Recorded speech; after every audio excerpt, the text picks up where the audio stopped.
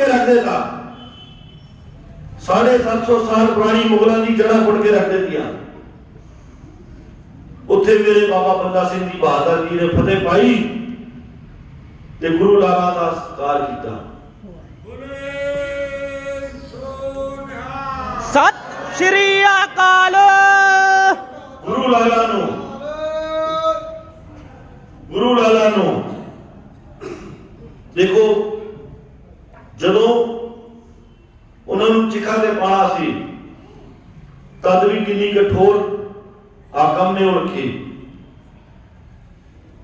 दुध पिलाने लई भाई मोती राम महरा नूं पूरा परिवार कोलू दे विचकार पीड़ दिता गया, लेकिन उस गुरु दे लाल दा सिर नहीं डोलिया। अज भी संगत उन्होंने याद करती है परोपकारा करके। दीवान टोडरमल नूं देख लो, जड़ी ना पूरियां होने वाली शर्तां सन, दीवान टोडरमल नूं आख्या गया खड़ी करके मोरा बिछाओ तां तुहानूं जमीन मिलेगी, संस्कार लई नहीं अदरवाइज नहीं मिलेगी। उत्थे दीवान टोडरमल जी ने खड़ियां मोरा बिछाइया, अपना सारा कुछ बिछार देता, सारा बिछावर कर देता गुरु लाला दे उत्ते। उत्थे माता गुजर कौर जी नाल एक पासे बाबा जोरावर सिंह, एक पासे बाबा फतेह सिंह चिखा के लिटाए गए। गुरु लाला नूं संस्कार किया गया। साध संगत ये दिन आते ने, अपने आप अपने मना के अंदर झाती मारिया करिए।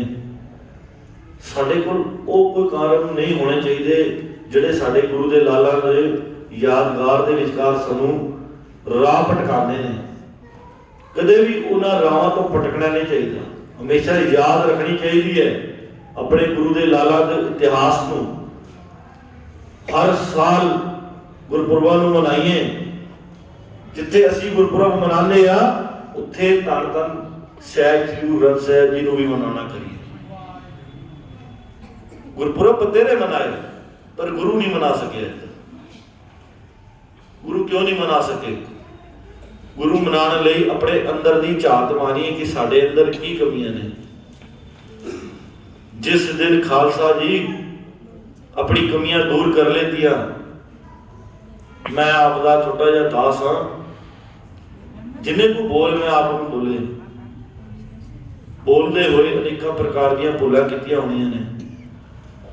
असीस बख्शियो तां जे अगे भी आवां तां गुरु इतिहास नालों जो जो गल्लां होणगियां, जो बातां कीतियां होणगियां सन्मुख आप जी दे रखांगा। किसी प्रकार की भुल चुक हो गई होवे साध संगत बख्शण योग है। आप कृपा करो, मेहर भरे हाथ रखियो, अपने दास नूं इसे तरह ही असीस बख्शियो तां जे होर को गुरमत का ज्ञान लैके। समा मेरा पूरा हो चुका है। साध संगत जी ज्यादा समा ना लेते हुए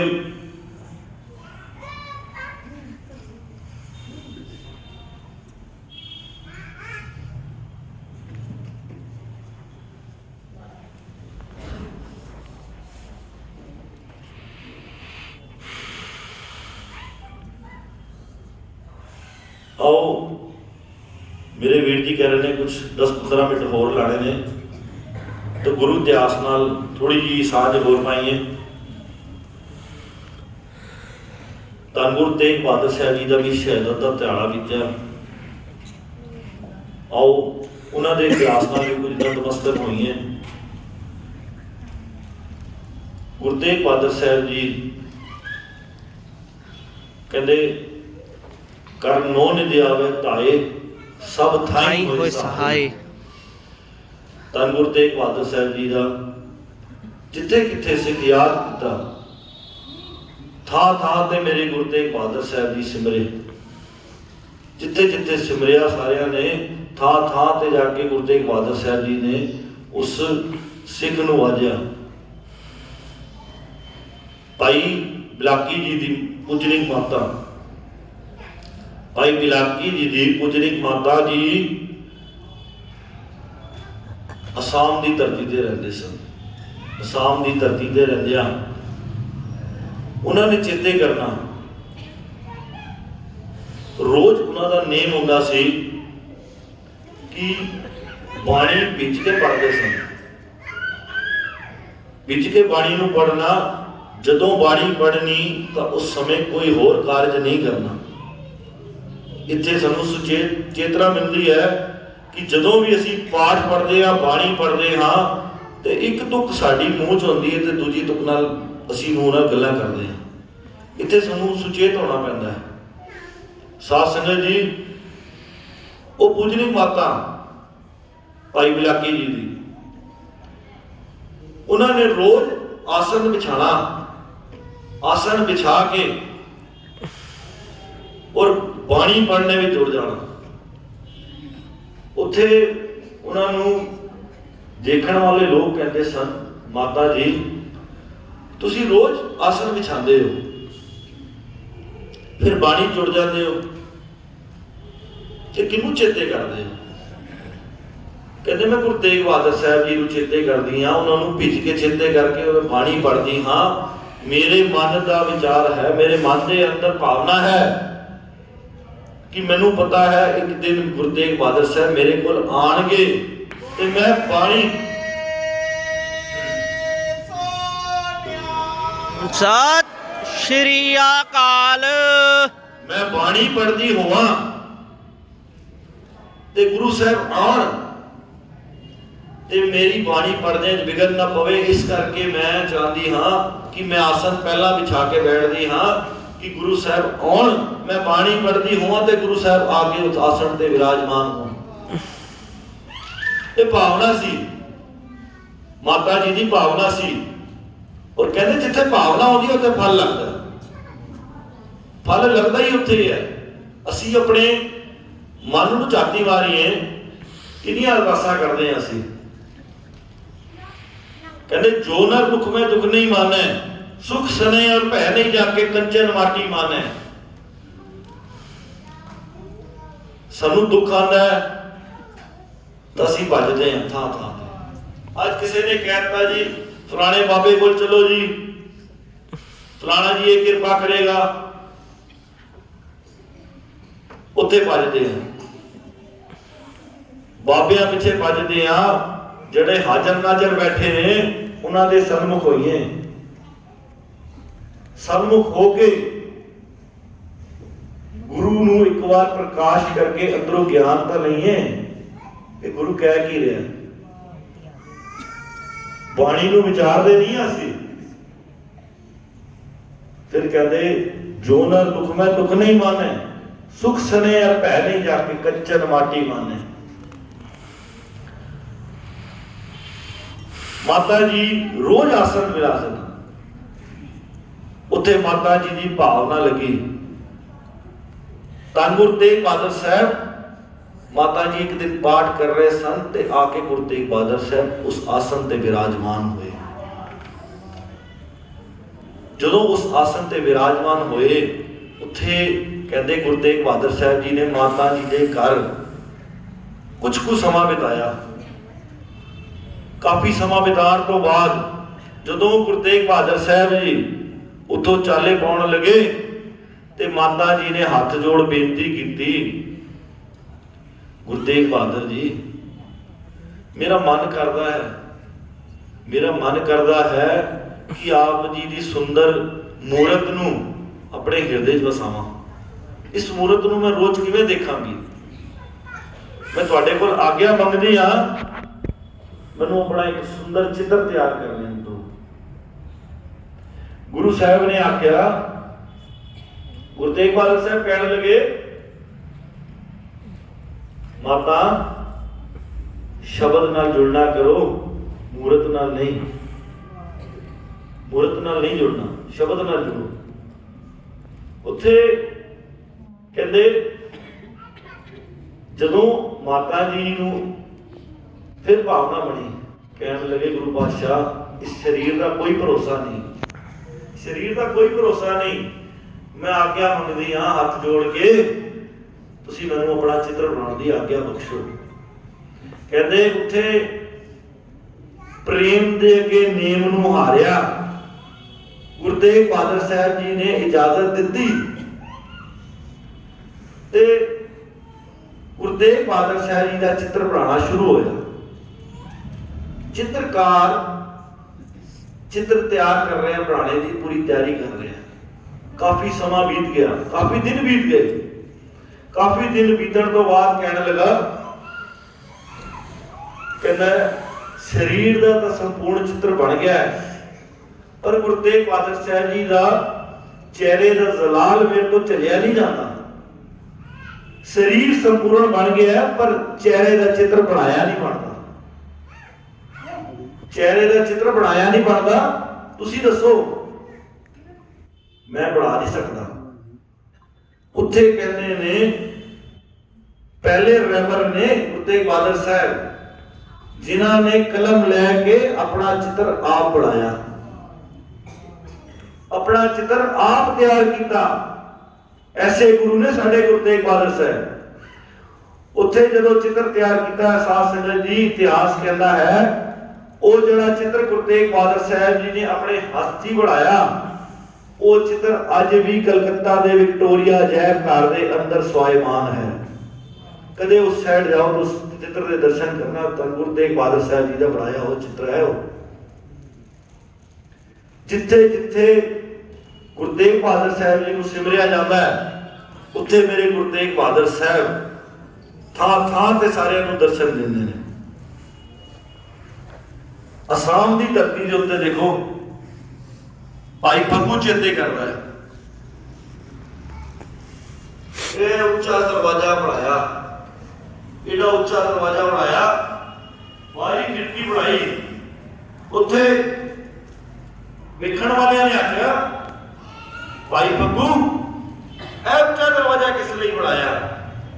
ਇਹਨਾਂ ਉੱਚਾ ਦਰਵਾਜ਼ਾ ਤਾਂ ਪੂਰੇ ਸਾਡੇ ਸ਼ਹਿਰ ਦੇ ਅੰਦਰ ਕਿਸੇ ਦਾ ਨਹੀਂ ਹੈਗਾ, ਤੂੰ ਇਹਨਾਂ ਉੱਚਾ ਦਰਵਾਜ਼ਾ ਬਣਾਇਆ। ਭਾਈ ਫੱਗੂ ਕਹਿਣ ਲੱਗਾ, ਮੇਰੇ ਗੁਰੂ ਤੇਗ ਬਹਾਦਰ ਸਾਹਿਬ ਆਉਣਗੇ, ਉਹ ਘੋੜੇ ਤੇ ਆਉਣਗੇ, ਉਹ ਘੋੜੇ ਤੇ ਆਉਣਗੇ। ਮੈਂ ਚਾਹੁੰਦਾ ਕਿ ਜਦੋਂ ਉਹ ਮੇਰੇ ਘਰ ਆਣ ਤਾਂ ਘੋੜੇ ਤੋਂ ਥੱਲੇ ਨਾ ਉਤਰਨਾ ਪਏ ਮੇਰੇ ਗੁਰੂ ਤੇਗ ਬਹਾਦਰ ਸਾਹਿਬ। ਦੇਖੋ ਸਿੱਖ ਦੀ ਭਾਵਨਾ। ਗੁਰੂ ਤੇਗ ਬਹਾਦਰ ਸਾਹਿਬ ਜੀ ਲਈ ਸਿੱਖ ਭਾਵਨਾ ਕਰਦਾ ਪਿਆ, ਕਹਿ ਰਿਹਾ ਕਿ ਜਦੋਂ ਮੇਰੇ ਗੁਰੂ ਤੇਗ ਬਹਾਦਰ ਸਾਹਿਬ ਜੀ ਆਉਣ ਤਾਂ ਉਹਨਾਂ ਨੂੰ ਘੋੜੇ ਤੋਂ ਉਤਰਨਾ ਨਾ ਪਏ। ਤੇ ਉੱਥੇ ਮੇਰੇ ਗੁਰੂ ਤੇਗ ਬਹਾਦਰ ਸਾਹਿਬ ਜੀ ਫਲ ਲਾਉਂਦੇ ਨੇ ਸਿੱਖ ਦੀ ਭਾਵਨਾ ਨੂੰ। ਘੋੜੇ ਤੇ ਚੜਿਆ ਗੁਰੂ ਤੇਗ ਬਹਾਦਰ ਸਾਹਿਬ ਭਾਈ ਫੱਗੂ ਦੇ ਘਰ ਘੋੜੇ ਤੇ ਚੜਿਆ ਆਉਂਦੇ ਨੇ ਤੇ ਸਿੱਖ ਦੀ ਭਾਵਨਾ ਨੂੰ ਫਲ ਲੱਗਦਾ ਤੇ ਸਾਰੀ ਉਧਰ ਦੀ ਸੰਗਤ ਵੇਖਦੀ ਰਹਿ ਜਾਂਦੀ ਹੈ। ਬੜੀ ਮਿਹਰ ਹੁੰਦੀ ਹੈ। ਗੁਰੂ ਤੇਗ ਬਹਾਦਰ ਸਾਹਿਬ ਜੀ ਕਿਰਪਾ ਕਰਦੇ ਨੇ। ਇੱਕ ਮੁਸਲਮਾਨ ਫਕੀਰ, ਰੋਪੜ ਦਾ ਰਹਿਣ ਵਾਲਾ, ਜਿਹੜਾ ਔਰੰਗਜ਼ੇਬ ਦਾ ਸਾਂਢੂ ਲੱਗਦਾ, ਔਰੰਗਜ਼ੇਬ ਦਾ ਸਾਂਢੂ ਲੱਗਦਾ ਤੇ ਸ਼ਾਹਜਹਾਂ ਦਾ ਰਿਸ਼ਤੇ ਸਾਂਢੂ ਹੈ, ਔਰੰਗਜ਼ੇਬ ਦਾ ਮਾਸੜਾ ਲੱਗਦਾ। ਉਸ ਦਰਵੇਸ਼ ਨੂੰ, ਮੁਸਲਮਾਨ ਨੂੰ, ਦੇਖੋ ਕਿੰਨੀ ਭਾਵਨਾ ਵਾਲੀ ਗੱਲ ਹੈ। ਉਸ ਨੂੰ ਗੁਰੂ ਸਾਹਿਬ ਜੀ ਦੇ ਦਰਸ਼ਨ ਦੀਦਾਰ ਹੁੰਦੇ ਨੇ। ਜਦੋਂ ਉਹ ਮੁਸਲਮਾਨ ਅਨੰਦਪੁਰ ਦੀ ਨਗਰੀ ਕੋਲੋਂ ਗੁਜ਼ਰਦਾ ਹੈ ਤਾਂ ਗੁਰੂ ਤੇਗ ਬਹਾਦਰ ਸਾਹਿਬ ਜੀ ਨੂੰ ਮਹਿਲਵਾੜੀਆਂ ਉਸਾਰਦੇ ਵੇਖਦਾ ਹੈ। ਜਦੋਂ ਮਹਿਲਵਾੜੀਆਂ ਉਸਾਰ ਰਹੇ ਹੁੰਦੇ ਨੇ ਤਾਂ ਉਹਨਾਂ ਨੂੰ ਕਹਿੰਦਾ ਹੈ, ਤੁਸੀਂ ਆਪ ਬਾਣੀ ਦੇ ਅੰਦਰ ਉਚਾਰਨ ਕਰਦੇ ਹੋ ਗੁਰੂ ਤੇਗ ਬਹਾਦਰ ਸਾਹਿਬ ਕਿ ਇਹ ਸਭ ਬਿਨਾਂ ਸੁਣੇ ਵਾਲੀਆਂ ਚੀਜ਼ਾਂ ਨੇ, ਇਹ ਸਭ ਬਿਨਾਂ ਸੁਣੇ ਵਾਲੀਆਂ ਚੀਜ਼ਾਂ ਨੇ, ਤੇ ਤੁਸੀਂ ਆਪ ਹੀ ਉਸਾਰੂ ਕਰਦੇ ਪਏ ਹੋ। ਇਹ ਗੁਰੂ ਤੇਗ ਬਹਾਦਰ ਸਾਹਿਬ ਜੀ ਨੂੰ ਕਹਿਣ ਲੱਗੇ, ਤੂੰ ਜਿਹੜੇ ਕੰਮ ਜਾ ਰਿਹਾ ਹੈ ਉੱਥੇ ਜਾ, ਜਦੋਂ ਪਰਤ ਕੇ ਵਾਪਸ ਆਏਗਾ ਤਾਂ ਤੇਰੇ ਨਾਲ ਗੱਲ ਕਰਾਂਗੇ। ਉਹ ਉੱਥੇ ਚਲਾ ਜਾਂਦਾ ਆਪਣੇ ਜਿੱਥੇ ਜਿਹੜੇ ਕਾਰੇ ਤੇ ਉਸਨੇ ਜਾਣਾ ਹੁੰਦਾ ਹੈ ਮੁਸਲਮਾਨ ਨੇ। ਜਦੋਂ ਉਹ ਉਸ ਕਾਰੇ ਤੇ ਜਾਂਦਾ ਹੈ ਤਾਂ ਵਾਪਸ ਪਰਤ ਕੇ ਆਉਂਦਾ ਹੈ, ਤਾਂ ਪਰਤ ਕੇ ਆਉਂਦਿਆਂ ਗੁਰੂ ਤੇਗ ਬਹਾਦਰ ਸਾਹਿਬ ਜੀ ਨੂੰ ਨਮਸਕਾਰ ਕਰਕੇ ਕਹਿੰਦਾ ਹੈ, ਗੁਰੂ ਸਾਹਿਬ ਮੈਂ क्षमा ਦਾ ਜਾਚਕ ਹੋਣਾ, ਮੇਰੇ ਕੋਲ ਭੁੱਲ ਹੋ ਗਈ, ਮੈਂ ਤੁਹਾਡੀ ਜਿਹੜੀ ਉਸਾਰੀ ਹੈ ਉਹਦੇ ਉੱਤੇ ਖਾਮਖਾ ਸ਼ੱਕ ਕੀਤਾ, ਮੈਨੂੰ ਆਪਣੀ ਗੱਲ ਦਾ ਜਵਾਬ ਮਿਲ ਗਿਆ। ਤਦ ਉੱਥੇ ਸੰਗਤ ਕਹਿਣ ਲੱਗੀ ਕਿ ਨਾ ਕੋਈ ਗੱਲਬਾਤ ਹੋਈ ਹੈ ਨਾ ਕੁਛ ਹੋਇਆ ਹੈ ਤੇ ਇਹਨੂੰ ਆਪਣੀ ਗੱਲ ਦਾ ਕਿਹਦਾ ਜਵਾਬ ਮਿਲ ਗਿਆ। ਸੰਗਤ ਹੈਰਾਨ, ਸੰਗਤ ਨੇ ਉਸਨੂੰ ਪੁੱਛ ਲਿਆ ਕਿ ਭਾਈ ਤੂੰ ਦੱਸ ਤੇਰੇ ਨਾਲ ਕਿਹੜੀ ਵਾਰਤਾਲਾਪ ਹੋਈ? ਨਾ ਗੁਰੂ ਤੇਗ ਬਹਾਦਰ ਸਾਹਿਬ ਜੀ ਨਾਲ ਤੇਰੀ ਕੋਈ ਵਾਰਤਾਲਾਪ ਹੋਈ? ਤੂੰ ਜਾਣ ਨੂੰ ਆਖਿਆ ਸੀ, ਤੂੰ ਜਾ ਕੇ ਵਾਪਸ ਆਪਣੇ ਕੰਮ ਤੋਂ ਪਰਤਿਆ ਤੇ ਆ ਕੇ ਜਦੋਂ ਤੂੰ ਵਾਪਸ ਆਇਆ ਤਾਂ ਗੁਰੂ ਤੇਗ ਬਹਾਦਰ ਸਾਹਿਬ ਜੀ ਅੱਗੇ ਨਮਸਕਾਰ ਕਰਕੇ ਮਾਫੀ ਮੰਗ ਰਿਹਾ, ਸਾਨੂੰ ਆਪਣੀ ਆਪ ਕੀਤੀ ਸੁਣਾ। ਉਸਨੇ ਕਿਹਾ ਮੈਂ ਰਾਤ ਜਦੋਂ ਜਿੱਧਰ ਗਿਆ ਸੀ ਉਧਰ ਸੋ ਗਿਆ ਸੀ, ਮੇਰੇ ਨੀਂਦ ਦੇ ਵਿਚਕਾਰ ਮੈਨੂੰ ਸੁਪਨਾ ਆਇਆ। ਦੇਖੋ ਗੁਰੂ ਆਵੇ ਨਾ ਤਾਂ ਸੁਪਨਿਆਂ ਦੇ ਵਿਚਕਾਰ ਵੀ ਸਭ ਦੀ ਦੁੱਖ ਕੱਟ ਦਿੰਦਾ ਹੈ। ਜੋ ਮਨ ਦੇ ਖਿਆਲਾਤ ਅਸੀਂ ਲੈ ਕੇ ਦਿਨੇ ਚੱਲਦੇ ਆ ਨਾ ਕਿ ਸਾਡੇ ਮਨ ਦੇ ਅੰਦਰ ਇੰਨੇ ਖਿਆਲਾਤ ਨੇ, ਜਦੋਂ ਗੁਰੂ ਟੁੱਟਾ ਹੁੰਦਾ ਹੈ ਤਾਂ ਕਹਿੰਦੇ ਨੇ ਸਿੱਖ ਦੇ ਸਾਰੇ ਕਾਰਜ ਸੁਪਨੇ ਵਿੱਚ ਵੀ ਸਵਾਰ ਦਿੰਦਾ ਹੈ। ਉੱਥੇ ਮੇਰੇ ਗੁਰੂ ਤੇਗ ਬਹਾਦਰ ਸਾਹਿਬ ਜੀ ਕਹਿੰਦਾ ਮੈਂ ਰਾਤ ਸੁਪਨੇ ਵਿੱਚ ਸੀਗਾ ਤੇ ਮੈਂ ਦੇਖਿਆ ਜਦੋਂ ਮੈਂ ਅਕਾਲ ਪੁਰਖ ਦੇ ਹੁਕਮ ਨਾਲ ਚਲਾ ਗਿਆ, ਮੇਰਾ ਕਹਿੰਦਾ ਮੈਂ ਚੜਾਈ ਕਰ ਚੁੱਕਾ ਸੀ, ਜਦੋਂ ਮੈਂ ਜਾ ਕੇ ਦੇਖਿਆ ਉੱਥੇ ਸਵਰਗ ਦੇ ਲੋਕ ਦੇ ਅੰਦਰ ਕਹਿੰਦੇ ਇੱਕ ਆਤਮਾ ਬੈਠੀ ਹੈ ਤੇ ਲੋਕ ਉਹਨੂੰ ਬੜਾ ਪੂਜਦੇ ਪਏ ਨੇ। ਤੇ ਉਹ ਆਤਮਾ ਕੌਣ ਸੀ? ਸ਼ੇਰ ਸੀਗਾ। ਤੇ ਮੈਂ ਉਹਨੂੰ ਪੁੱਛਿਆ, ਮੈਂ ਕਿਹਾ ਤੇਰਾ ਇੰਨਾ ਸਤਿਕਾਰ ਹੋ ਰਿਹਾ, ਸ਼ੇਰ ਨੂੰ ਪੁੱਛਿਆ ਤੇਰਾ ਇੰਨਾ ਸਤਿਕਾਰ ਹੋ ਰਿਹਾ ਕਿਸ ਗੱਲ ਬਾਚੋ? ਤੂੰ ਇੱਥੇ ਕਿਹੜਾ ਐਸਾ ਕੰਮ ਕੀਤਾ ਧਰਤੀ ਲੋਕ ਦੇ ਉੱਤੇ ਜਾ ਕੇ? ਕਹਿੰਦਾ ਮੈਂ ਜਦੋਂ ਆਪਣੀ ਗੁਫਾ ਦੇ ਅੰਦਰ ਜਾਣ ਲੱਗਾ ਤਾਂ ਉੱਥੇ ਜਾ ਕੇ ਮੈਂ ਦੇਖਿਆ ਕੁਝ ਕੁ ਬੰਦੇ ਮੇਰੀ ਗੁਫਾ ਦੇ ਵਿਚਕਾਰ ਬੈਠੇ ਸਨ। ਇਹ ਸ਼ੇਰ ਆਪਣੀ ਆਪ ਬੀਤੀ ਸੁਣਾ ਰਿਹਾ ਉਹਦੀ ਸੁਪਨੇ ਦੇ ਵਿਚਕਾਰ ਕਰ ਕਹਿਣ ਲੱਗਾ, ਕਹਿੰਦਾ ਜਦੋਂ ਮੈਂ ਆਪਣੀ ਗੁਫਾ ਵਿੱਚ ਜਾ ਰਿਹਾ ਸੀ ਪੂਰੇ ਜੰਗਲ ਦੇ ਅੰਦਰ ਇੰਨੀ ਗੰਦੀ ਬੌਛਾਰ, ਇੰਨਾ ਤੂਫਾਨ ਲੱਗਾ ਹੋਇਆ ਸੀ। ਉਸ ਤੂਫਾਨ ਦੇ ਕਰਕੇ ਕੁਝ ਕੁ ਲੋਕ ਜਿਹੜੇ ਉਧਰ ਰਾਹ ਭਟਕ ਗਏ ਸਨ, ਜਿਨ੍ਹਾਂ ਨੂੰ ਰਾਹ ਭਟਕੀ ਤੇ ਮੌਤ ਦੇ ਕੋਲੋਂ ਬਚਣ ਦੇ ਕਰਕੇ ਮੇਰੀ ਗੁਫਾ 'ਚ ਆ ਕੇ ਬਹਿ ਗਏ।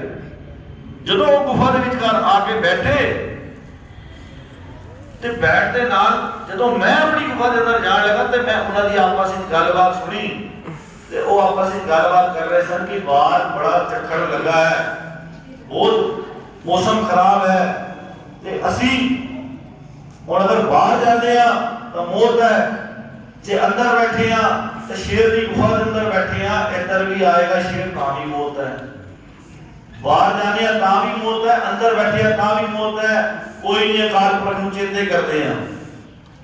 ਕਹਿੰਦੇ ਮੈਂ ਉਹਨਾਂ ਦੀਆਂ ਗੱਲਾਂ ਬਾਤਾਂ ਸੁਣੀਆਂ। ਸ਼ੇਰ ਕਹਿੰਦਾ ਕਿ ਮੈਂ ਉਸੇ ਟਾਈਮ ਆਪਣੀ ਗੁਫਾ ਦੇ ਬਾਹਰ ਬੈਠ ਗਿਆ, ਮੈਂ ਕਿਹਾ ਕਰ ਆਏ ਨੂੰ ਸ਼ਰਨ ਦਵਾਂ। ਦੇਖੋ ਉਸ ਸ਼ੇਰ ਦੀ ਬਿਰਤੀ, ਕਹਿਣ ਲੱਗਾ ਕਰ ਆਏ ਨੂੰ ਆਪਣੇ ਸ਼ਰਨ ਦਵਾਂ। ਜਦੋਂ ਮੈਂ ਸ਼ਰਨ ਦਿੱਤੀ ਮੇਰੀ ਬਾਹਰ ਮੌਤ ਹੋ ਗਈ ਤੇ ਜਿਹੜੇ ਅੰਦਰ ਬੈਠੇ ਸਨ ਉਹ ਸੁਰੱਖਿਅਤ ਰਹਿ ਗਏ। ਜਿਹੜੇ ਅੰਦਰ ਸੁਰੱਖਿਅਤ ਰਹਿ ਗਏ ਤੇ ਮੈਂ ਜਦੋਂ ਅਕਾਲ ਪੁਰਖ ਦੇ ਦਰ ਤੇ ਆਇਆ ਤਾਂ ਉੱਥੇ ਆ ਕੇ ਕਹਿੰਦੇ ਮੇਰਾ ਇੰਨਾ ਸਤਿਕਾਰ ਹੋ ਰਿਹਾ ਹੈ, ਇਹ ਸਭ ਉਹਦਾ ਫਲ ਹੈ। ਤੇ ਗੁਰੂ ਤੇਗ ਬਹਾਦਰ ਸਾਹਿਬ ਜੀ ਨੂੰ ਚੇਤੇ ਆ ਗਿਆ ਕਿ ਜੋ ਤੁਸੀਂ ਮਹਿਲ ਬਾਣੀਆਂ ਉਸਾਰ ਰਹੇ ਹੋ ਨਾ, ਇਹ ਨਿਕਰਿਆ ਨੂੰ ਘਰ ਦੇਣ ਵਾਲੀ ਜਗ੍ਹਾ ਹੈ। ਅੱਜ ਅਸੀਂ ਇਹ ਮਹਿਲਾਂ ਤੇ ਬੈਠੇ ਹਾਂ, ਇਹ ਗੁਰੂ ਦਾ ਘਰ ਹੈ, ਇੱਥੇ ਸਾਰਿਆਂ ਨੂੰ ਸ਼ਰਨ ਮਿਲਦੀ ਹੈ। ਅਸੀਂ ਰਲ ਮਿਲ ਕੇ ਐਸੇ ਮਹਿਲ ਉਸਾਰਦੇ ਹਾਂ। ਬੜਾ ਸੋਹਣਾ ਗੁਰੂ ਘਰ ਬਣਿਆ ਹੈ, ਆਪ ਸੰਗਤਾਂ ਦੇ ਸਹਿਯੋਗ ਨਾਲ ਬਣਿਆ ਹੈ। ਉੱਥੇ ਵੀ ਮੇਰੇ ਗੁਰੂ ਤੇਗ ਬਹਾਦਰ ਸਾਹਿਬ ਜੀ ਕਿਰਪਾ ਕਰਦੇ ਨੇ। ਅਨੰਦਪੁਰ ਦੀ ਨਗਰੀ ਵਸਾਈ, ਅਨੰਦਪੁਰ ਦੀ ਨਗਰੀ ਵਸਾਉਂਦਿਆਂ ਗੁਰੂ ਤੇਗ ਬਹਾਦਰ ਸਾਹਿਬ ਜੀ ਨੇ ਉਸ ਜ਼ਮੀਨ ਨੂੰ ਮੁੱਲ ਲੈ ਕੇ ਦਿੱਤਾ ਸੀ। ਉਹਨਾਂ ਨੇ ਕਿਸੇ ਰਾਜੇ ਮਹਾਰਾਜੇ ਕੋਲੋਂ ਦਾਨ ਨਹੀਂ ਲਿੱਤਾ, ਕਿਸੇ ਰਾਜੇ ਮਹਾਰਾਜੇ ਕੋਲੋਂ ਦਾਨ ਨਹੀਂ ਲਿੱਤਾ। ਕਹਿਣ ਲੱਗੇ ਇਹ ਸਿੱਖ ਪੰਥ ਦਾ ਘਰ ਹੈ, ਅਨੰਦਪੁਰ ਦੀ ਨਗਰੀ ਹੈ, ਔਰ ਸਾਨੂੰ ਇਹ ਚੇਤੇ ਕਰਨਾ ਚਾਹੀਦਾ ਹੈ ਸਾਡਾ ਪਿਤਾ ਗੁਰੂ ਕਲਗੀਧਰ ਪਾਤਸ਼ਾਹ ਮਾਤਾ ਸਾਹਿਬ ਕੋਲ ਇਹ ਸਾਡਾ ਘਰ ਸ਼੍ਰੀ ਅਨੰਦਪੁਰ ਸਾਹਿਬ। और रल मिल के एक बार गुरु तेग बहादुर साहब जी के गुण गाइए। गुरु तेग बहादुर सिमरिया, गुरु तेग बहादुर सिमरिया, गुरु तेग बहादुर सिमरिया, गुरु तेग बहादुर सिमरिया।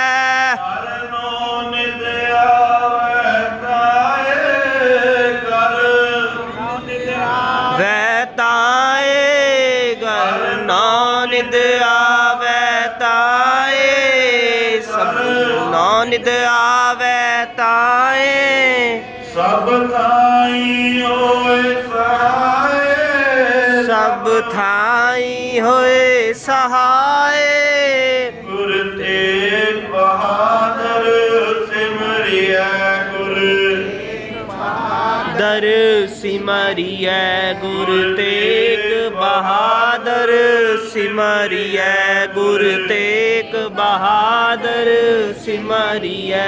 करनो नित आवे ताए कर,